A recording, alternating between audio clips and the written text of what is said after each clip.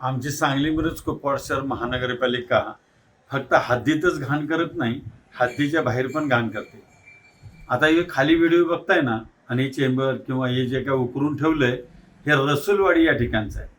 या रसूलवाडीचे सरपंच आहेत संतोष जाधव. यांनी मला हा व्हिडिओ पाठवला आणि त्यांनी त्यांची समस्या सांगितल्या की या खड्ड्याला असं उकरून ठेवले 15-20 दिवस झाले.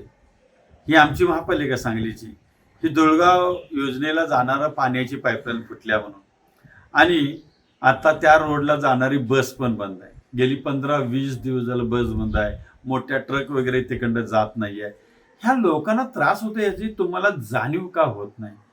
तुम्हाला ह्या डिपार्टमेंटला जे काय रिपेअरी करण्याचं डिपार्टमेंट, मग ते वॉटर वर्क्स असो अगर ड्रेनेज विभाग असो, तुम्हाला जरासुद्धा लाज आबरू काय वाटत नाही का? तुम्हाला कळत नाही का? अक्कल नाही का? तुमची आबरूच काढायला लागणार आहे का?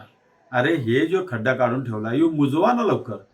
आज या व्हिडिओच्या माध्यमातून सांगतो, लईत लई तुम्ही 4 दिवसात हे काम करा, अन्यथा ऑफिसमध्ये येऊन तुमची आबरू काढणार.